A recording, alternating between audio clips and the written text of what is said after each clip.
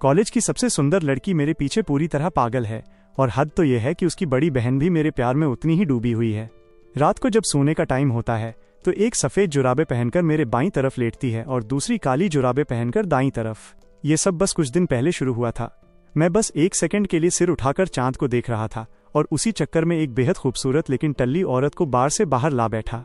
वो जिद किए जा रही थी कि उसके घर की बिल्ली दरवाजा खोलना जानती है और मुझे बस उसे घर छोड़ना था। मुझे लगा रास्ता तो एक ही है, तो मैंने उसे सहारा दिया और हम चलने लगे। पर किसे पता था कि जैसे ही वो खड़ी होने की कोशिश करेगी, उसका पूरा शरीर सीधे मेरी बाहों में आ गिरेगा। वो मुंह में कुछ ऐसा बड़बड़ा रही थी जिसका कोई मतलब ही नहीं बन रहा था। उसकी हालत देखकर मैंने उसे अपनी गोद में उठाया और तेजी से उसके घर की तरफ चल पड़ा। रास्ते में मैंने चुपके से अपनी बाहों में सोई उस औरत को ध्यान से देखा। उसकी खूबसूरत नशीली आंखें नशे की धुंध में सीधे मुझे ही घूर रही थीं। उसका चेहरा एकदम लाल और नाजुक सा लग रहा था। उसने टाइट वाइट शर्ट और फिटेड शॉर्ट स्कर्ट पहन रखी थी। वो बिल्कुल एक मैच्योर और अट्रैक्टिव देवी जैसी लग रही थी। जब मैं आखिरकार उसे उसके घर के दरवाजे तक ले गया तो वो ऑक्टोपस की तरह मुझसे चिपक गई और किसी भी कीमत पर छोड़ने को तैयार ही नहीं थी। वो अपना सिर मेरी छाती से रगड़ रही थी। कोई और रास्ता न देखकर मैंने प्यार से उसका चेहरा अपने हाथों में लिया, उसे अपनी तरफ घुमाया और दरवाजे का पासकोड पूछा। लेकिन मैं तो तब सन्न रह गया जब उसने अचानक मुझे घुमाया, दीवार से सटा दिया और पैर से पटक कर दरवाजा बंद कर दिया। तुरंत बाद उसने अपने दोनों हाथ मेरी गर्दन में डाले, पंजों पर खड़ी हुई और मेरा सिर नीचे खींच लिया। अगले ही पल उसके नरम होंठ सीधे मेरे होंठों से टकराए। मेरा दिमाग एकदम सुन्न हो गया। वो मुझसे इस तरह चिपकी हुई थी कि मैं चाहकर भी उसे पीछे नहीं धकेल पा रहा था। ठीक 2.5 मिनट ऐसे ही बीत गए। तभी अचानक हॉलवे से दरवाजा खुलने की आवाज आई और तुरंत बाद एक मीठी प्यारी सी आवाज सुनाई दी। ऊपर की लाइट जली और पूरा कमरा रोशनी से भर गया। हम तीनों एक दूसरे को बस बिना पलक झपकाए देखते रह गए। जहां मैं खड़ा था वहां से सामने दिख रही लड़की ने ब्लैक प्लीटेड स्कर्ट और व्हाइट सेलर स्टाइल टॉप पहन रखा था। वे खूबसूरत कातिलाना आंखें मुझे जानी पहचानी लग रही थीं। अरे रुको एक मिनट, क्या ये रोजाली नहीं थी, क्लाउडसी यूनिवर्सिटी की मशहूर कॉलेज ब्यूटी? और तो और वो तो मेरी ही क्लास में थी। भले ही मेरी और रोजाली की कभी बात न हुई हो, पर मैं उस मासूम और बेमिसाल चेहरे को कैसे भूल सकता था। उसने अभी अभी मेरी बाहों में मौजूद औरत को दीदी कहा था। तो क्या इसका मतलब ये था कि ये दोनों बहनें थीं? कॉलेज ब्यूटी की बड़ी बहन ने अभी अभी जबरदस्ती मुझे किस किया था। इस वक्त रोजाली के चेहरे पर उसका पुराना ठंडा और अकड़ू एटीट्यूड गायब था। इसकी जगह वो दरवाजे पर खड़ी किसी सीधी साधी पड़ोस वाली लड़की जैसी लग रही थी। उसकी बड़ी बहन अभी भी पंजों पर खड़ी थी, हाथ मेरी गर्दन में डाले, एकदम लाल चेहरे के साथ मुझे किस कर रही थी। रोजाली ने मुझे देखा, उसे लगा कि चेहरा जाना पहचाना है, पर उसे याद ही नहीं आ रहा था कि उसने मुझे कहाँ देखा है। अपने दिमाग में सारी बातें जोड़कर उसने यही अंदाजा लगाया कि उसकी बड़ी बहन घर पर अपने बॉयफ्रेंड के साथ रोमांस कर रही है। ये सोचकर रोजाली ने जल्दी से अपने हाथों से आंखें ढक लीं, लेकिन फिर भी वो अपनी उंगलियों के बीच से छुप छुप कर देखने से खुद को रोक नहीं पाई। वो शैतानी हंसी हंसी अड़चन डालने के लिए माफी मांगी और चुपके से हमारे बगल से निकलकर अपने कमरे में जाने लगी। रोजाली की बातें सुनकर आखिरकार मेरा दिमाग ठिकाने पर आया। साफ था कि उसने सब कुछ देख लिया था और मुझे पूरी तरह अपना जीजा समझ बैठी थी। मैंने किसी तरह अपना मुंह छुड़ाया और चिल्लाकर उससे मदद मांगने को कहा, साथ ही ये भी समझाया कि उसकी बहन पूरी तरह से टल्ली है। बड़ी मुश्किल से मैंने उसकी दीदी को अपने शरीर से अलग किया। रोजाली तुरंत भागकर अपनी बहन को संभालने आई और बड़ी चिंता से पूछने लगी कि उसे क्या हुआ था। उस वक्त शायद सेराफीना का नशा थोड़ा सा कम हुआ था। उसी बहकी हुई हालत में वो अपनी बहन से बड़बड़ाते हुए बोली कि उसे नहाने ले चले। इतना कहने के बाद उसने मेरी तरफ एक नज़र देखा और रोजाली से कहा कि मैं उसका दोस्त कैस्पियन हूँ। रोजाली ने घबराते हुए अपना गला साफ किया, अपनी बड़ी बहन को सहारा दिया और उसे बाथरूम की तरफ ले जाने लगी। लेकिन उससे पहले उसने मुड़कर बड़ी तमीज से मुझसे थोड़ी देर सोफे पर बैठने की रिक्वेस्ट की। मैं वहीं का वहीं खड़ा रह गया, एकदम कंफ्यूज्ड। अगर मैं अभी निकलता तो बाद में सफाई देना नामुमकिन हो जाता। आखिरकार किसी के घर में होना, वो भी तब जब औरत नशे में धुत हो, और ऊपर से किस करते हुए पकड़े जाना, ये सब बहुत ही अजीब लग रहा था। लेकिन रुकना भी उतना ही ऑकवर्ड लग रहा था, खासकर तब जब बाथरूम से पानी गिरने की आवाजें आ रही थीं। कोई और रास्ता न देखकर मैं शांति से सोफे पर बैठकर इंतजार करने लगा। नहाने के बाद सेराफीना को धीरे धीरे होश आने लगा, लेकिन जैसे ही उसे याद आया कि उसने अभी अभी अपना कितना बड़ा पोपट बनवाया है, उसका सुंदर चेहरा शर्म से लाल हो गया। अपनी बहन को थोड़ा उदास देखकर रोजाली तुरंत पास आई और प्यार से पूछने लगी कि क्या वो ठीक है। ये सुनकर सेराफीना थोड़ी देर के लिए रुकी और सिर झुकाकर कुछ सोचने लगी। वो पास के एक क्लब में बारटेंडर का काम करती थी और कभी कभार ग्राहकों के दबाव में आकर उसे थोड़ी बहुत ड्रिंक पीनी ही पड़ती थी। आज रात उसने किसी और के दिए हुए ड्रिंक का बस एक घूंट पिया था, लेकिन तुरंत ही उसका पूरा शरीर भयानक रूप से जलने लगा और सिर पागलों की तरह घूमने लगा। भगवान का शुक्र था कि आज रात चमत्कारिक रूप से वो मुझसे टकरा गई, वरना जो होता उसकी कल्पना भी नहीं की जा सकती थी। फिर भी वो रोजाली को अपनी इस काली सच्चाई के बारे में ज्यादा नहीं बताना चाहती थी, इसलिए उसने कैजुअली झूठ बोल दिया कि आज बार में एक स्पेशल इवेंट था और उसने गलती से ज्यादा पी ली। उसने वादा किया कि अगली बार से ध्यान रखेगी और ये भी जोड़ दिया कि बाहर इंतजार कर रहा बंदा बस उसका सहकर्मी है। ये सुनते ही रोजाली ने एक समझदार वाली मुस्कान दी, जैसे उसे पूरा यकीन हो गया हो कि उसने पूरी असली कहानी पकड़ ली है। रोजाली का वो चिढ़ाने वाला और रहस्यमयी अंदाज देखकर सेराफीना थोड़ा झिझकी। वो कुछ और कहना चाहती थी, लेकिन आखिरकार उसने बस धीरे से हाँ में सिर हिला दिया। कुछ ही देर में दोनों बहनें नाइट सूट पहनकर बाथरूम से बाहर आईं। सेराफीना ने ब्लैक सिल्क का नाइट सूट पहन रखा था, जिस पर हल्की कढ़ाई थी, जो उसके मैच्योर और कातिलाना लुक को और बढ़ा रहा था। दूसरी तरफ रोजाली ने पिंक कलर की नाइट गॉन पहनी थी, जिस पर सफेद खरगोश का क्यूट सा पैटर्न बना था, जिससे वो एकदम मासूम और छोटी बच्ची जैसी लग रही थी। फिर वे सोफे पर मेरे सामने आकर बैठ गईं। सेराफीना के गालों पर अभी भी लाली छाई हुई थी। बहुत ही धीमी और मीठी आवाज में उसने मुझे आज घर तक पहुंचाने के लिए थैंक्स कहा। मैंने तुरंत जवाब दिया कि इसमें कोई बड़ी बात नहीं थी। तभी रोजाली अपने चेहरे पर ढेर सारी गॉसिप और उत्सुकता लिए अपनी बहन से सवाल पूछने लगी कि उसके सहकर्मी का नाम क्या है। ये सुनकर मैंने उलझन में सेराफीना की तरफ देखा और सोचने लगा कि उसने अचानक मुझे एक बिल्कुल नई पहचान क्यों दे दी। लेकिन सेराफीना की आंखों में बेबसी और मिन्नतें देखकर मैंने भी उसका साथ देने का फैसला किया। भले ही मुझे समझ नहीं आ रहा था कि वो सच क्यों छुपा रही थी, पर मुझे लगा कि इस भले काम को अंजाम तक पहुंचाना चाहिए। मैंने अपना इंट्रोडक्शन देते हुए कहा कि मेरा नाम कैस्पियन है और मैं उसकी बहन के साथ काम करता हूँ। रोजाली चुपचाप इस बात पर सोचने लगी। कैस्पियन नाम और इस बंदे का चेहरा उसे बहुत जाना पहचाना लग रहा था। क्या सच में उसकी यूनिवर्सिटी में इसी नाम का कोई बंदा हो सकता है? आखिरकार रोजाली ने भी अपना नाम बताते हुए अपना इंट्रोडक्शन दिया। ये सुनते ही मेरे ऊपर बेबसी की लहर दौड़ गई। अरे भगवान, लड़की, हम सच में एक ही क्लास में पढ़ते हैं। तेरी बहन ने आखिर मेरे बारे में तुझे क्या क्या बता रखा है? इस मोड़ पर सेराफीना को खतरे का एहसास हुआ और उसने तुरंत बात पलटी। उसने रोजाली से कहा कि उसे थोड़ी भूख लगी है, तो क्या वो उसके लिए एक बड़ा बाउल नूडल्स बना सकती है। हालांकि रोजाली साफ समझ रही थी कि उसकी बहन बस उसे यहाँ से हटाना चाहती है, फिर भी उसने मुंह बनाकर हाँ कह दिया। जैसे ही रोजाली किचन में गायब हुई, सेराफीना तुरंत मेरे ठीक सामने आकर बैठ गई। वो थोड़ा आगे झुकी और बड़ी ईमानदारी से आज की मदद के लिए मेरा शुक्रिया अदा करने लगी। मैंने बात को टालते हुए कहा कि कोई बड़ी बात नहीं है, बस एक छोटी सी हेल्प थी। मेरे चेहरे पर अजीब सी उलझन देखकर सेराफीना को अचानक याद आया कि दरवाजे पर क्या हुआ था और उसका नाजुक चेहरा एक बार फिर शर्म से लाल हो गया। उसने थैंक यू के तौर पर मुझे कुछ पैसे देने की पेशकश की, पर मैंने तुरंत हाथ हिलाते हुए मना कर दिया कि इसकी बिल्कुल जरूरत नहीं है, ये बस एक छोटी सी मदद थी। उसने साफ मना कर दिया और कहा कि इतनी बड़ी मदद के लिए उसे मुझे ढंग से थैंक्स कहना ही पड़ेगा।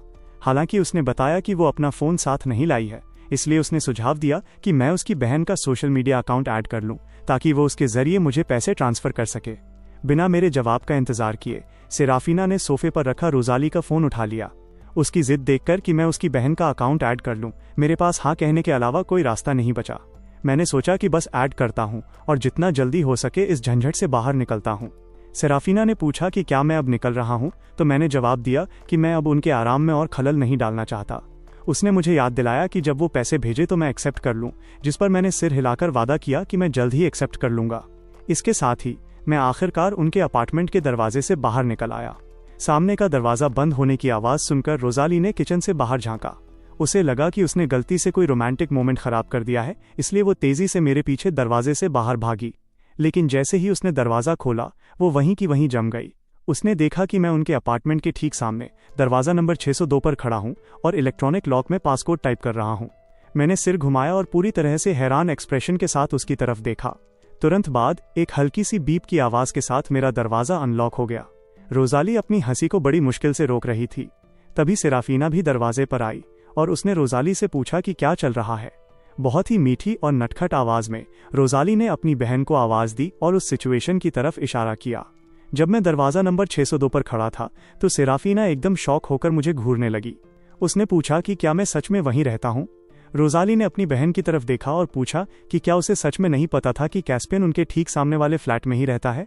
सेराफीना ने जवाब दिया कि उसे सच में कोई आइडिया नहीं था। मेरा सिरदर्द और भी ज्यादा बढ़ गया। मैं तो बस चुपचाप अपने घर में खिसकने का प्लान बना रहा था, लेकिन ये लड़की सच में मेरे पीछे पीछे हॉलवे में बाहर चली आई थी। सिचुएशन को देखते हुए मैंने तुरंत साफ किया कि मैं बस कुछ दिन पहले ही यहाँ शिफ्ट हुआ हूँ। ये सुनते ही रोजाली की आंखें खुशी से चमक उठीं। उसने मजाक उड़ाते हुए चिढ़ाया कि ये कितना अजीब है कि एक मामूली सहकर्मी इत्तेफाक से ठीक सामने वाले फ्लैट में शिफ्ट हो गया। फिर वो सेराफीना की तरफ मुड़ी और बड़े प्यार से जिद करने लगी कि वो कैस्पियन को डिनर पर घर बुलाए। उसने तर्क दिया कि चूंकि मैं उसे सही सलामत घर लाया था, इसलिए ढंग से थैंक यू कहना तो बनता है। सेराफीना ने मेरी तरफ देखा और बड़ी मीठी आवाज में पूछा कि क्या मैं अगले दिन उनके घर डिनर पर आ सकता हूँ, ताकि हम ऑफिशियली पड़ोसी बनने का जश्न मना सकें। उसने कहा कि इतने प्यार से दिए गए इन्विटेशन को ठुकराना गलत होगा। जो लड़की पूरे कैंपस में अपनी ठंडी और अकड़ू इमेज के लिए जानी जाती थी, उसे बार बार इतनी मीठी आवाज में मुझे भैया कहते देखकर मैंने अब उसे सुधारने की भी जहमत नहीं उठाई। मैंने सोचा, भाई इसे जो बुलाना है बुलाने दो, वैसे भी मैं इसका सगा भाई तो हूं नहीं। लेकिन इस बात को मैं कैसे संभालता कि हम सच में क्लासमेट्स थे। मैं बिस्तर पर लेटा छत को घूरता रहा और पूरी रात करवटें बदलता रहा। आज रात हद से ज्यादा ड्रामा हो गया था। मैं जब भी आंखें बंद करता, सेराफीना के मुझे किस करने का सीन मेरे दिमाग में कौंध जाता। जितना ज्यादा मैं इस बारे में सोचता, मेरा चेहरा उतना ही गर्म होता जाता। उधर सेराफीना भी अपने बिस्तर पर लेटी दिन की उस भयानक घटना को याद कर रही थी। भगवान का शुक्र था कि वो कैस्पियन से टकरा गई, वरना अंजाम बहुत खतरनाक और अनजाना हो सकता था। सोचते सोचते उसके ख्याल फिर से उसी किस पर आकर टिक गए और उसका सुंदर चेहरा एक बार फिर गहरा लाल हो गया। अगर उसकी छोटी बहन ठीक उसके बगल में चैन की नींद न सो रही होती, तो वो अपने दिल के तूफान को शांत करने के लिए बिस्तर पर बुरी तरह छटपटाती। उस रात हम तीनों में से 2 लोग भयानक इंसोम्निया के शिकार रहे। अगली सुबह 11 बजे मैं अपनी क्लास में बैठा दिन के आखिरी लेक्चर की तैयारी कर रहा था। लियांडर मेरी तरफ झुका और गॉसिप करते हुए बोला कि तू यकीन नहीं करेगा, पर आज सुबह फिर किसी ने रोजाली को प्रपोज कर दिया। मैंने कैजुअली जवाब दिया कि लड़कों का रोजाली को प्रपोज करना तो नॉर्मल बात है, आखिरकार वो इतनी खूबसूरत जो है। हालांकि मेरे दिमाग में तुरंत कल रात की उसकी इमेज घूम गई, जब वो उस मीठी आवाज में मुझे नटखट अंदाज में भैया कह रही थी। मैं सोचने लगा कि क्या पूरे कॉलेज में किसी और ने कभी उसका ये रूप देखा भी होगा। लियांडर बोलता रहा कि सबसे क्रेजी बात तो ये थी कि उस बंदे ने दावा किया कि वो उसका पहला प्यार है, लेकिन उसी वक्त उसकी पोल खुल गई कि वो एक नंबर का फ्रॉड है जो एक साथ कई लड़कियों को डेट कर रहा था। रोजाली तुरंत एकदम बर्फीली हो गई। उसने बेहद ठंडे टोन में कहा कि उसे झूठ बोलने वालों से सख्त नफरत है, और फिर सीधे आगे बढ़कर उसने उस बंदे के मुंह पर एक जोरदार थप्पड़ जड़ दिया। हाँ यार, बंदा सच में बहुत बहादुर है, मैंने अपने माथे से नामौजूद पसीना पोंछते हुए जवाब दिया, क्योंकि मुझे फिर से उसकी वही मीठी आवाज याद आ गई थी जब वो मुझे कैस्पियन भैया कह रही थी। ठीक तभी काउंसलर ने चॉकबोर्ड पर दस्तक दी और अनाउंस किया कि लेक्चर शुरू होने से पहले अटेंडेंस ली जाएगी। ये सुनते ही मैं तुरंत सीधा होकर बैठ गया। एक ही नजर में मैंने सफेद कपड़ों में उस खूबसूरत परछाई को देख लिया जो फ्रंट रो के पास चुपचाप बैठी थी। मेरा तो पूरा पोपट होने वाला था। अगर रोजाली को पता चल गया कि मैं उससे झूठ बोल रहा था, तो मैं दोबारा उसके सामने अपना मुंह कैसे दिखाऊंगा। यह देखकर कि अटेंडेंस रोल तेजी से मेरे नाम की तरफ बढ़ रहा है, मेरे दिमाग में एक तूफानी विचार आया। मैं लियांडर की तरफ मुड़ा, जो फुसफुसा रहा था, और उससे भीख मांगने के अंदाज में मिन्नत करने लगा कि जब मेरा नाम पुकारा जाए तो वो मेरी जगह प्रेजेंट बोल दे। मैंने वादा किया कि जब उसका नाम आएगा तो मैं उसकी जगह बोल दूंगा, और ऊपर से रिश्वत के तौर पर उसे मिल्क टी भी पिलाऊंगा। लियांडर बिना किसी हिचकिचाहट के मान गया। जैसे ही काउंसलर ने कैस्पियन का नाम पुकारा, लियांडर तुरंत चिल्लाया, प्रेजेंट। लेकिन जिस पल लियांडर ने जवाब दिया, उसे साफ एहसास हुआ कि एक बेहद तीखी नजर उस पर आकर टिक गई है। नजर का पीछा करते हुए जब उसे एहसास हुआ कि रोजाली सीधे उसी को घूर रही है, तो उसके होश उड़ गए। लियांडर ने मुझे कोहनी मारी और फुसफुसाते हुए बोला कि वो कसम खा सकता है कि ठीक उसी सेकंड कैंपस ब्यूटी ने अपना सिर घुमाया था जब मेरा नाम पुकारा गया था। ये सुनते ही मेरे अंदर भयानक घबराहट दौड़ गई। मैंने घबराते हुए बहाना बनाया कि ऐसा होना नामुमकिन है और वो पक्का ज्यादा सोच रहा है। मैंने बहस करते हुए कहा कि मेरा उससे भला क्या लेना देना हो सकता है। लियांडर ने शक भरे अंदाज में पूछा कि फिर मैं इस वक्त डेस्क के नीचे क्यों छुपा हुआ हूँ। मैंने अपना बचाव करते हुए उल्टा उस पर झाड़ झाड़ते हुए पूछा कि क्या अपने जूते के फीते बांधना कोई गुनाह है। जब मैंने देखा कि रोजाली ने आखिरकार अपना चेहरा फिर से सामने की तरफ घुमा लिया है, तो मैंने चुपके से राहत की एक बहुत बड़ी सांस ली। ऐसे काम नहीं चलने वाला था। मुझे उसकी क्लासेस खत्म होने से पहले जल्दी से घर पहुंचना था और उसकी बड़ी बहन से इस सिचुएशन पर बात करनी थी, ताकि वो सब कुछ ढंग से समझाने में मेरी मदद कर सके। क्लास खत्म होने के बाद मैंने रोजाली के जाने का इंतजार किया और फिर घबराते हुए पिछले दरवाजे से चुपचाप निकल गया। मैं अपनी इलेक्ट्रिक स्कूटर पर कूड़ा और पूरी स्पीड से घर की तरफ भगा। अपने दरवाजे पर पहुंचकर मैंने जल्दी से अपने सामने वाले अपार्टमेंट का दरवाजा खटखटाया। सराफीना ने दरवाजा खोला। उसने हल्के नीले रंग की स्लिप ड्रेस पहन रखी थी। उसकी पतली पिंडलियां और घर वाली कैजुअल चप्पलें बहुत ही प्यारी, सीधी साधी और घरेलू वाइब दे रही थीं। कैस्पियन, तुम आ गए, अंदर आओ और बैठो, मैं बस खाना ही बना रही हूँ, उसने स्वागत करते हुए कहा। सेराफीना की आंखें घबराहट में इधर उधर भटक रही थीं, उसकी टेंशन साफ झलक रही थी। इस माहौल का असर तुरंत मुझ पर भी पड़ा और मेरी अपनी नसें नेचुरली तन गईं। उसने बताया कि रोजाली अभी तक वापस नहीं आई है और मुझसे सोफे पर आराम करने को कहा ताकि वो वापस जाकर खाना बनाने की तैयारी कर सके। सेराफीना किचन की तरफ मुड़ने ही वाली थी। चूंकि रोजाली यहाँ नहीं है तो ये बहुत बढ़िया बात है कि अभी सिर्फ हम दोनों ही हैं, मेरे मुंह से निकल गया। जैसे ही ये शब्द मेरे मुंह से निकले, मैंने तुरंत देखा कि सेराफीना के चेहरे के एक्सप्रेशन पूरी तरह बदल गए। मैंने जल्दी से समझाने और साफ करने की कोशिश की कि मेरा मतलब उस तरह से नहीं था, बल्कि मैं खास तौर पर उसके न रहने पर इसलिए आया था क्योंकि मुझे उसे एक जरूरी बात बतानी थी।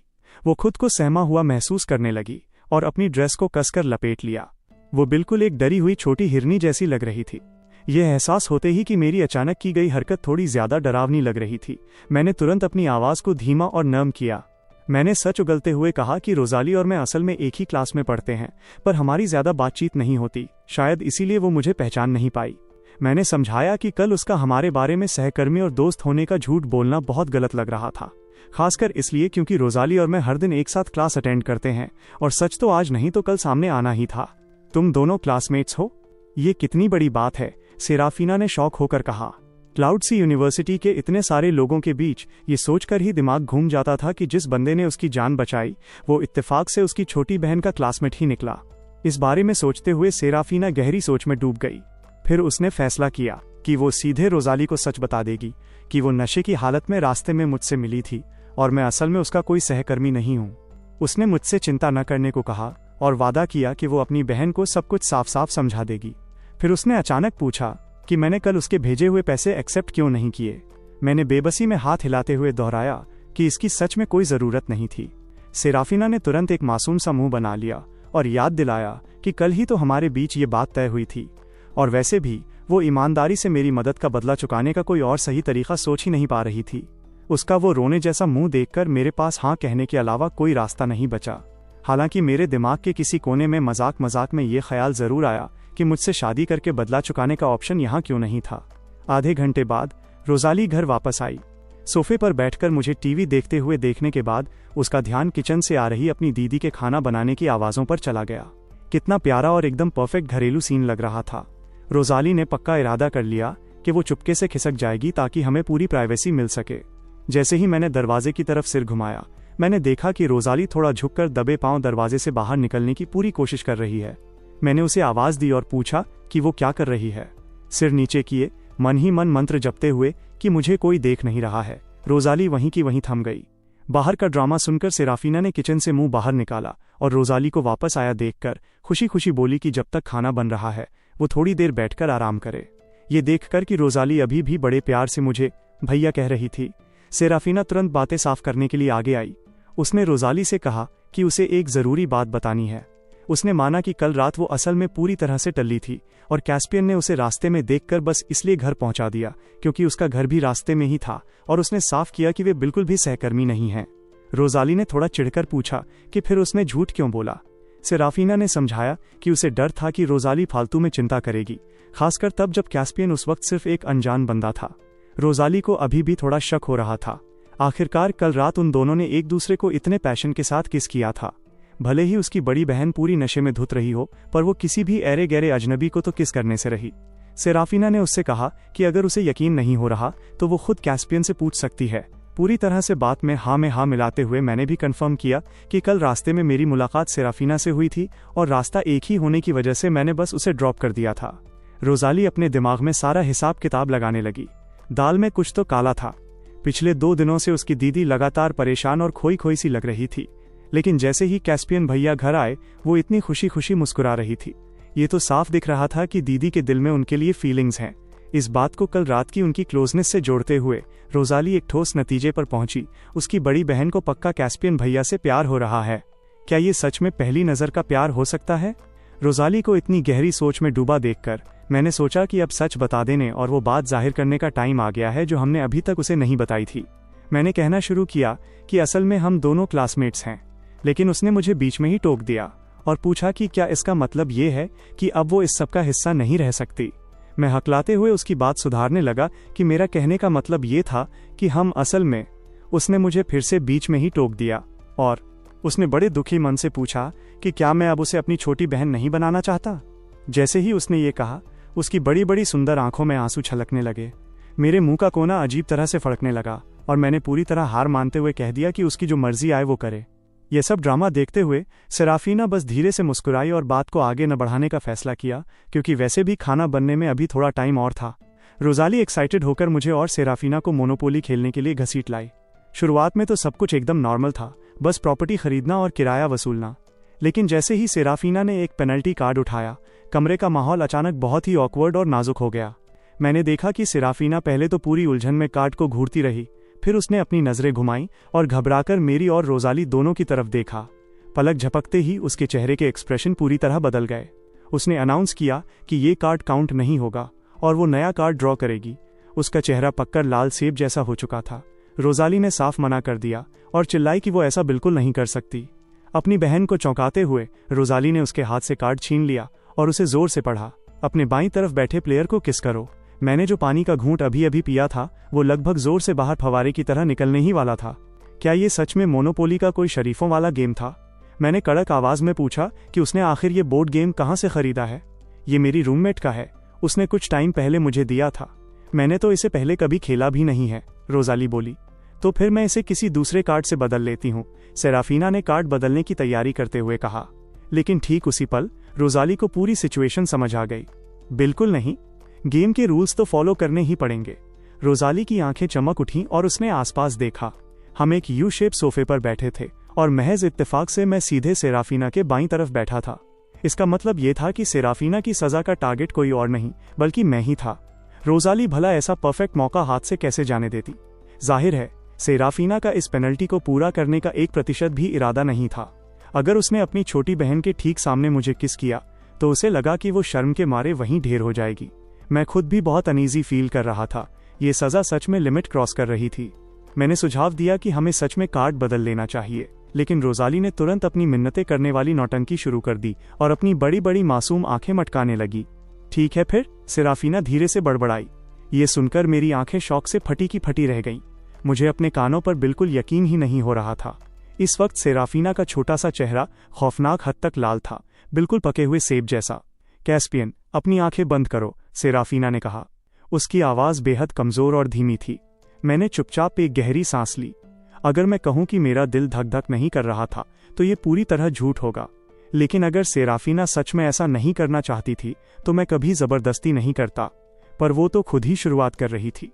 इसलिए एक आज्ञाकारी बच्चे की तरह मैंने अपनी आंखें बंद कर लीं और अपने होंठ थोड़े से खोल दिए। वही जानी पहचानी नशीली खुशबू पास और पास आती गई। आखिरकार एक अजीब सी करंट जैसी सेंसेशन मेरी स्किन पर महसूस हुई। एक बहुत ही नाजुक सा टच सीधे मेरे गाल पर हुआ, जिससे मेरी सांसें पूरी तरह अटक गईं। वे छोटे से 5 सेकंड बहुत दर्दनाक और लंबे लग रहे थे, जैसे कई मिनट बीत गए हों। जब तक वो नशीली खुशबू धीरे धीरे दूर नहीं हो गई तब तक मैंने धीरे से अपनी आंखें नहीं खोली। सेराफीना शर्म के मारे इतनी पानी पानी हो चुकी थी कि ऐसा लग रहा था मानो वो जमीन में गड़ जाना चाहती हो। उसने अपना सिर सोफे के कुशन में गहराई से छुपा लिया। वो पूरी तरह जम चुकी थी, शब्दहीन हो गई थी और उसकी उंगलियां अनजाने में उसकी ड्रेस का कोना मरोड़ रही थीं। आखिरकार रोजाली ही थी जिसने इस दमघोंटू और ऑकवर्ड माहौल को तोड़ा। उसने अपने हाथ बजाए और पासा सीधे मेरे हाथों में थमा दिया। उसकी आंखों में बेकाबू शैतानी साफ झलक रही थी।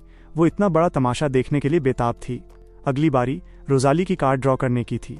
उसने बड़े उत्साह के साथ एक कार्ड पलटा, लेकिन उसके चेहरे पर खिलती हुई बड़ी सी मुस्कान पल भर में गायब हो गई। उसका रिएक्शन बिल्कुल कुछ देर पहले हुई उसकी बड़ी बहन जैसा ही था और वो भी बिल्कुल उसी सन्नाटे में डूब गई। मेरा दिल जोर जोर से धड़कने लगा।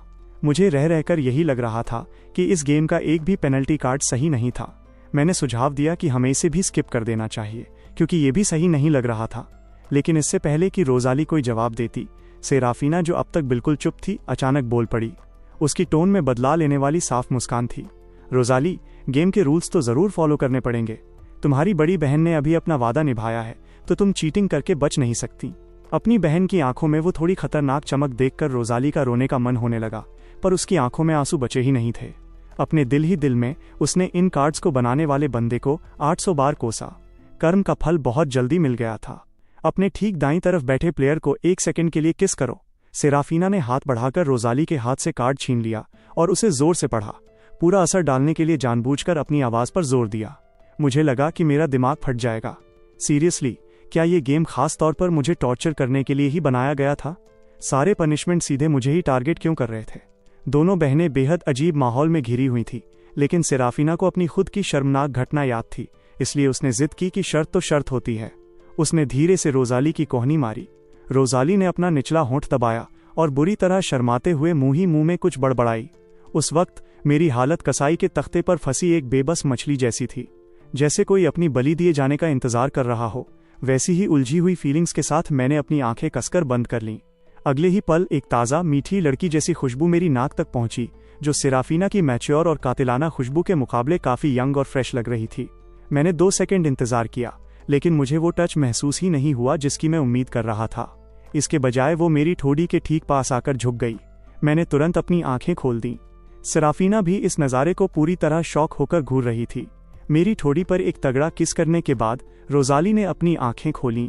जिस पल उसकी नज़रें हम दोनों से मिलीं, उसे अपनी गलती का एहसास हुआ। उसने बिल्कुल गलत जगह किस कर दिया था। उसने पहले तो अनजाने में अपने मुंह पर हाथ रखा, फिर लगा कि इतना काफ़ी नहीं है, तो उसने अपने दोनों हाथों से अपना पूरा चेहरा ढक लिया और चिल्लाने लगी कि उसने ये जानबूझकर नहीं किया था। ये बेहद ऑकवर्ड माहौल काफ़ी देर तक बना रहा। आखिरकार सेराफीना ही थी जिसने सिचुएशन को संभालने के लिए हल्का सा खांसा और कहा कि कोई बात नहीं, टेक्निकली इसे टास्क पूरा होना माना जाएगा और अब आगे बढ़ते हैं। उसके बाद ही रोजाली ने धीरे धीरे अपना सिर उठाया। उसके कानों के किनारे इतने लाल हो चुके थे कि लग रहा था मानो खून टपक पड़ेगा।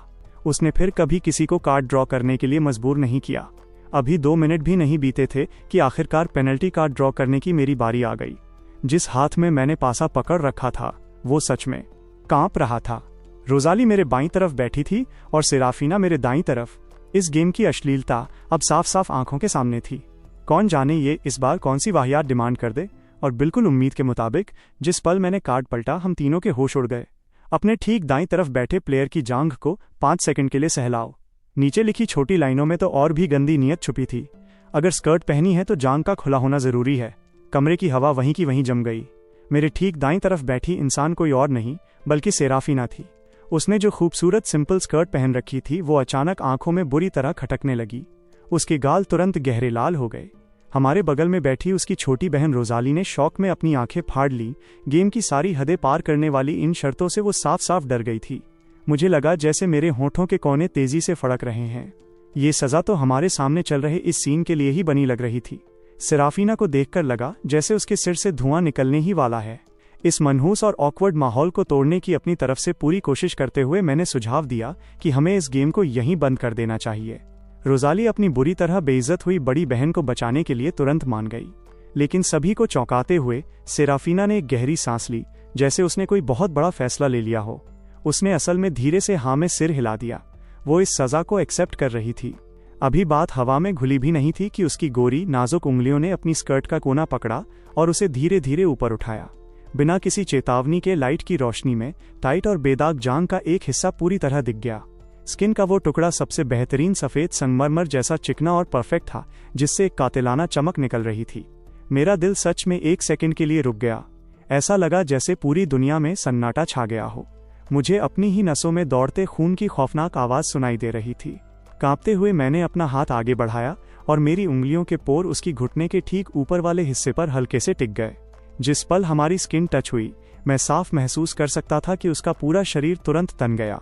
ये भयानक घबराहट और जबरदस्त शर्म के मेल से पैदा हुई एक कंपी थी। एक पल हिचकिचाने के बाद मैंने आखिरकार अपनी आंखें बंद कर लीं और 5 लंबे सेकंड के लिए उस गरम नरम स्किन को धीरे से सहलाया। जैसे ही सेकंड खत्म हुए, सेराफीना ने तुरंत अपनी स्कर्ट का कोना नीचे खींच लिया। उस होश उड़ा देने वाली गोरी रंगत को एक पल में फिर से ढक दिया, बिल्कुल वैसा ही करते हुए जैसा उसकी छोटी बहन ने पहले किया था। उसने अपना लाल चेहरा सोफे के कुशन में गहराई से छुपा लिया और बाहर आने से साफ इनकार कर दिया। ये माहौल ऑकवर्ड होने की सारी हदें पार कर चुका था। हम तीनों के दिमाग में एक ही वक्त पर एक ही ख्याल आया, इस गेम को हमेशा हमेशा के लिए बैन कर देना चाहिए। धड़ाम धड़ाम दो तेज आवाजें गूंजी जब दोनों बहनें भगोड़ों की तरह अपने अपने बेडरूम में भाग गईं और अपने दरवाजों को जोर से पटक कर उन्होंने इस घुटने वाले ड्रामा को खत्म किया। मैं सोफे पर अकेला ढेर हो गया। मेरा दिमाग कुछ देर पहले हुई उस धड़कने रोक देने वाली सेंसेशन को अनगिनत बार रिप्ले कर रहा था और मैं काफी देर तक खुद को शांत नहीं कर पाया। अगली शाम तक वो भारी और अजीब सा सन्नाटा अभी भी हम सभी के ऊपर मंडरा रहा था। इस अजीब सी खामोशी को तोड़ने की एक नाकाम कोशिश में रोजाली ने सुझाव दिया, ताश खेलने का। उसने कसम खाई कि ये गेम पूरी तरह लक पर बेस्ड है और 3 पत्ती खेलना शुरू कर दिया, वो भी हारने वाले के चेहरे पर स्टिकी नोट्स चिपकाने वाली क्लासिक सजा के साथ। उसे सच में लगा था कि इससे वो पूरी तरह तबाह होने से बच जाएगी। आधा घंटा बीतते बीतते उसे एहसास हो गया कि वो कितनी बड़ी गलतफहमी में थी। रोजाली का पूरा चेहरा स्टिकी नोट से ढका हुआ था, यहाँ तक कि अपने खुद के कार्ड्स देखने के लिए भी उसकी नज़र पूरी तरह ब्लॉक हो चुकी थी। एक और करारी हार का सामना करते हुए उसका रोने का मन होने लगा, पर उसकी आंखों में आंसू ही नहीं बचे थे। उसके चेहरे के ढेरों एक्सप्रेशंस को देखकर, जो एक भी इमोशन छुपा नहीं पा रहे थे, मैंने पूरी बेबसी में अपना सिर हिला दिया। मेरे बगल में बैठी सेराफीना भी अपनी छोटी बहन का मजाक बनते देखकर मजे ले रही थी और उसे चिढ़ा रही थी कि गेम में इतनी बेकार होने के बावजूद खेलने का इतना भूत क्यों सवार रहता है। आखिरकार रोजाली बेशर्मी से नखरे दिखाने पर उतर आई। उसने गुस्से में अपने चेहरे से एक स्टिकी नोट उखाड़ा और सीधे अपनी बड़ी बहन के गाल पर चिपका दिया। फिर उसने अपना सिर घुमाया और बेहद उम्मीद भरी आंखों से मुझे घूरने लगी। अब मैं भी क्या ही करता, मुझे उसके नखरे उठाने ही पड़े। उसकी हाँ में हाँ मिलाते हुए मैंने अपना चेहरा आगे बढ़ा दिया ताकि वो जो चाहे कर सके। आखिरकार रोजाली के चेहरे पर एक जीत वाली घमंडी मुस्कान खिल उठी। अब हम तीनों के चेहरे रंग बिरंगे स्टिकी नोट से सजे हुए थे, जिससे हम 3 अजीब से छोटे जंगली बिल्लों जैसे लग रहे थे।